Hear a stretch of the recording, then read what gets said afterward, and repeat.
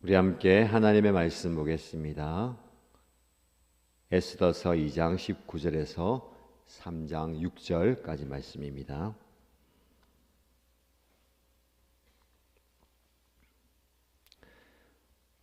오늘 저와 여러분에게 주시는 하나님의 말씀은 에스더서 2장 19절에서 3장 6절입니다.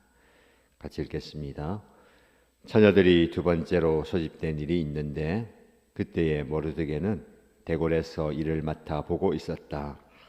에스더는 자기의 혈통과 민족에 관해서는 모르드게가 시킨 대로 입을 다물었다. 에스더는 모르드게가 이스라엘에 있을 때에도 모르드게가 하는 말을 늘 그대로 지켰다. 모르드게가 대궐문에서 근무하고 있을 때에 문을 지키는 왕의 두 넷이 빅단과 데레스가 원한을 품고 아수에로 왕을 죽이려는 음모를 꾸몄다. 그 음모를 알게 된 모르드게는 에스더 왕후에게 이 사실을 알리고 또 에스더는 그것을 모르드게가 일러주었다고 하면서 왕에게 말하였다. 사실을 조사하여 보고 음모가 밝혀지니 두 사람을 나무에 매달아 죽였다. 이런 사실은 왕이 보는 앞에서 궁중실록에 기록되었다. 이런 일들이 있은 지 얼마 뒤에 아수에로 왕은 아각 사람 함므다다의 아들 하만을 등용하여 큰 벼슬을 주고 다른 대신들보다 더 높은 자리에 앉혔다. 대궐문에서 근무하는 신하들은 하만이 드나들 때마다 모두 꿇어 엎드려 절을 하였다. 하만을 그렇게 대우하라는 왕의 명령이 있었기 때문이다. 그러나 모르드게는 무릎을 꿇지도 않고 절을 하지도 않았다. 모르드게가 그렇게 하니 대궐문에서 근무하는 왕의 신하들이 모르드게를 나무랐다. 어찌하여 왕의 명령을 지키지 않소? 그들이 날마다 모르드게를 타일렀으나 모르드게는 그들의 말은 듣지 않았다. 마침내 그들은 하만에게 이런 사실을 알렸다. 그들은 모르드게가 스스로 유다 사람이라고 말한 적이 있으므로 그의 그런 행동이 언제까지 용납될 수 있는지 두고 볼 셈이었다. 하만은 모르드게가 정말로 자기에게 무릎을 꿇지도 않고 자기에게도 절하지 않는 것을 보고 화가 잔뜩 치밀어 올랐다. 더욱이 모르드게가 어느 민족인지를 알고서는 하만은 모르드게 한 사람만을 죽이는 것은 너무 가볍다고 생각하였다. 하만은 아수에로가 다스리는 온 나라에서 모르드게와 같은 결의인 유다 사람들을 모두 없앨 방법을 찾았다. 아멘. 오늘도 하나님께서 우리에게 말씀하십니다. 그 말씀의 깊은 의미를 깨닫고 삶에 적용함으로 하나님의 말씀의 능력과 은총이 넘치기를 주님의 이름으로 축복합니다. 오늘 말씀은 모르드게의 무릎 꿇지 않는 신앙을 우리에게 보여줍니다. 오늘날 우리는 끊임없이 무언가에 무릎을 꿇으라라는 요구를 받고 있습니다. 고대 왕들의 이야기에나 넣을 법한 내용 아닙니까? 라고 치부해 버릴 수도 있지만 오늘날 저와 여러분이 사는 현재 상황 속에서도 우리는 누군가의 무릎을 꿇게 됩니다. 여러분은 현재 누구에게 무엇에 무릎을 꿇고 있습니까?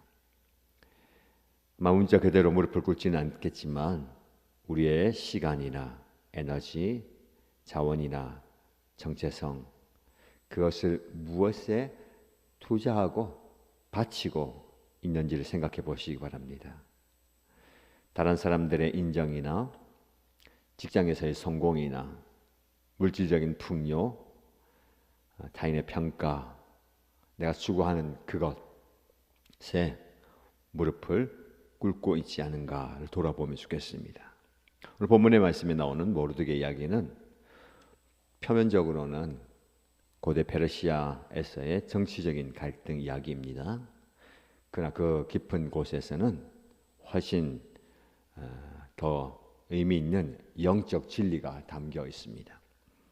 오늘 우리는 이 이야기를 통해서 무엇에 무릎을 꿇느냐가 어떻게 우리의 정체성을 드러내고 그 정체성에 걸맞는 삶을 살아야 할지를 보게 되는 겁니다. 첫 번째 우리가 살펴볼 것은 명확한 정체성을 가지고 있어야 됩니다. 모르드게는 유대인이라는 그 정체성을 가지고 있죠. 유대인은 그냥 태어날 때부터 유대인으로 태어났다라는 것을 넘어서는 하나님의 백성이다라는 정체성입니다. 그는 궁궐의 문을 지키는 관료였습니다. 오늘 표현해 보면 대궐에서 일을 맡아보고 있었다. 대궐문에서 근무하고 있을 때에 라고 표현합니다. 대궐은 왕이 거주하는 궁궐이잖아요. 성의 문보다 대궐의 문을 지키는 사람은 더 지위가 높고 신뢰할 만한 사람이어야 합니다. 그는 그대로 말 그대로 신뢰할 수 있고 충성하는 사람이었습니다. 단지 대궐 문만 지키는 일을 넘어서는 통찰력이 있고 충성한 사람이었습니다. 누군가가 왕을 시해하겠다는 음모 이야기를 듣고 그냥 흘려버리지 않습니다. 그 왕을 보호하기 위해서 에스더에게 그 사실을 알리고 에스더는 모르드게의 이야기를 왕에게 알림으로 왕의 시해 음모가 드러납니다.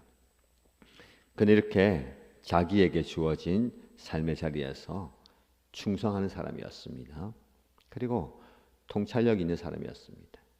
여러분 현재 여러분의 삶의 자리에서 대궐문을 지키는 그 자리에서 여러분이 지켜야 할 것을 잘 지키시고 더 나아가서 그곳에서 일어나는 모든 일들과 상황을 통찰력 있게 보시길 바랍니다. 그리고 그 권위와 그 권세에 충성해야 되겠죠. 그러나 그 충성은 하나님의 권위 아래에서 충성해야 되는 겁니다. 신앙의 원칙이 자신의 정체성 안에서 지켜져야 됩니다. 무슨 일이 있습니까?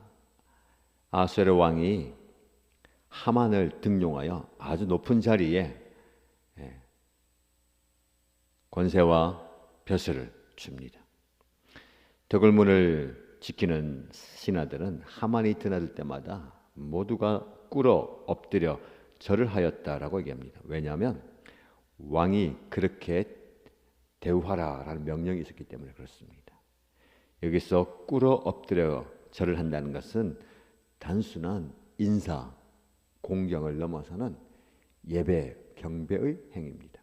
하나님을 예배한다라고 표현할 때 이 언어를 쓰게 되는 거예요. 그럼 모르드게는 무릎을 꿇지도 않고 절을 하지도 않았습니다.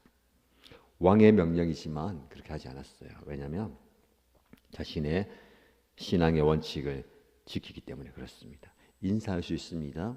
충성할 수 있습니다. 공경할 수 있습니다. 그러나 예배의 대상은 하나님밖에 없다라는 거예요.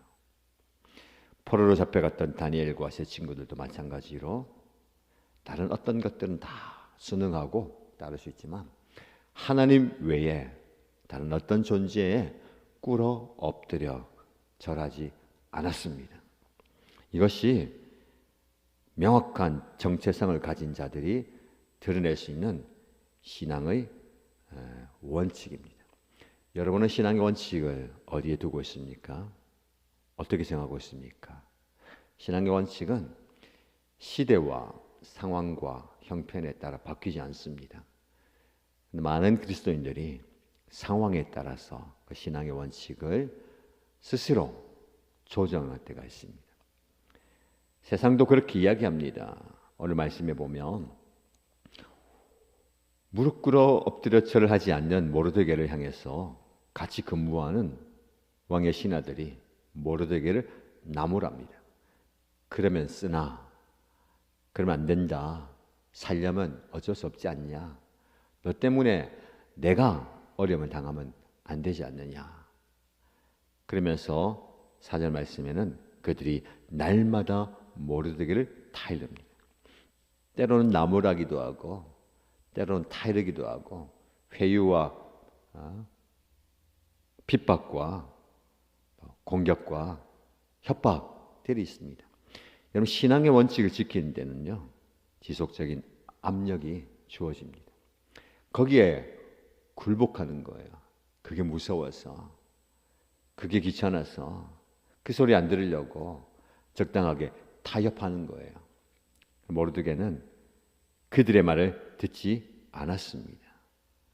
지속적인 압력이 주어짐에도 불구하고 그 압력을 이겨내는 겁니다. 날마다 공격하는 거예요. 어쩌면 우리의 신앙의 영적 전쟁이 여기서 일어나는 겁니다. 왜냐면요, 하만에게 절하는 거 뭐 별 대수롭지 않은 것이 있다고 생각할 수 있어요. 세상을 그렇게 얘기합니다. 한 번쯤이 되었대. 다들 그렇게 하는데 어때? 뭐 이거 한번 눈 딱 감고 하면 안 되냐라고 얘기하잖아요. 영적인 부분으로 해석할 수가 있습니다. 하만을 소개할 때에 아각 사람 하만이라고 표현합니다. 아각은 아말렉의 왕입니다. 아말렉은 오랜 이스라엘의 원수예요. 여기서 원수는 정치적인 원수일 수도 있지만 영적인 부분입니다.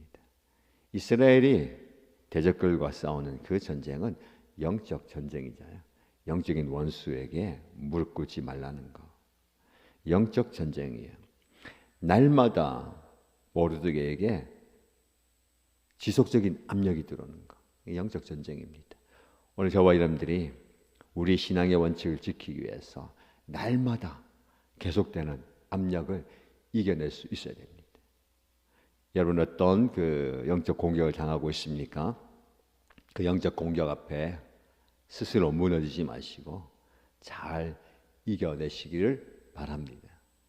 힘이 있어야 돼요. 감당할 수 있는 능력이 있어야 되고 통찰력도 있어야 되고 분별력도 있어야 됩니다. 여러분, 무엇을 꼭 기도하십니까? 그걸 기도하세요. 눈에 보이는 물질적인 성공과 재물, 건강, 그 이상을 구하시고, 하나님, 오늘 내가 감당해야 될 영적 싸움에서 감당할 수 있는 힘과 능력을 주시고 이길 수 있는 지혜를 주시고 또 분별할 수 있는 통찰력을 주십시오라고 기도하시기 바랍니다.